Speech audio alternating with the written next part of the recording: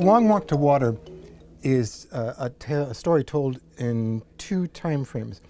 One at the time of a civil war in the Sudan, and the other in the present time. The longer, larger story is the story of a young man named Salva, a boy really, who is forced from his village and has to walk across the Sudan into Ethiopia to a camp, and finally ends up in America. But it's a long, fascinating and painful journey. The water was unfit to drink, but a dead stork lay by the pond's edge. Immediately, the group began to make preparations to cook and eat the bird. Salva helped gather the twigs for the fire. We're doing a two-voice recording because they're two separate stories. And we have one accent in this. The entire story is set in the Sudan, and it's a very specific accent. We were lucky enough to find a young man named James Achueil, who is a very fluent reader and was able to coach our two actors, David Baker and Cynthia Bishop, on each line of dialect.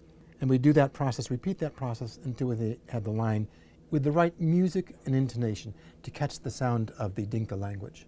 James and then David, James and then David, James and then David. You are too small and not strong enough yet. You are too small and not strong enough yet. Without water, you will not survive the rest of the walk. Without water, you will not survive the rest of the walk. I think the story reminds me of what I went through myself, as many of us are coming, escaping from your village when your village was attacked, running through these other tribes, territories, and, tribes that were rivals. You find yourself in trouble, like Salva's uncles got shot and killed. That is a normal scenarios. But the whole issue is, crossing the desert is one of the toughest things that most of us have done. Salva lifted his head, the sobs interrupted by surprise. You need only to walk as far as those bushes. Can you do that? Salva Mawian Dut Arik? You need only to walk as far as those bushes. Can you do that, Salva Mawian Dut Arik? Salva wiped his eyes with the back of his hand. He could see the bushes. They did not look too far away. When they reached the bushes, Uncle pointed out a clump of rocks up ahead and told Salva to walk as far as the rocks. After that, a lone acacia. Another clump of rocks. A spot bare of everything except sand. What keeps you going is the similar story like this in Salvador when you have someone right there who can tell you, oh, you see that fire? Oh, you see that stone? That's the mountain. That's where we're going to. That is the destination. Uncle, if I am in Ethiopia, how will my parents ever find me?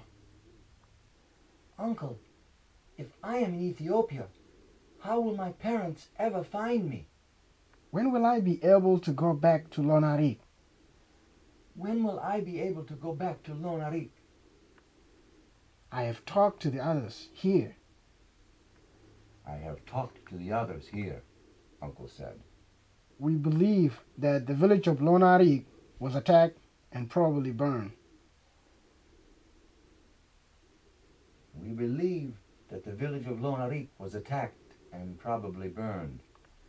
Anyone still alive will have fled into the bush, and no one knows where they are now. Anyone still alive would have fled into the bush, and no one knows where they are now.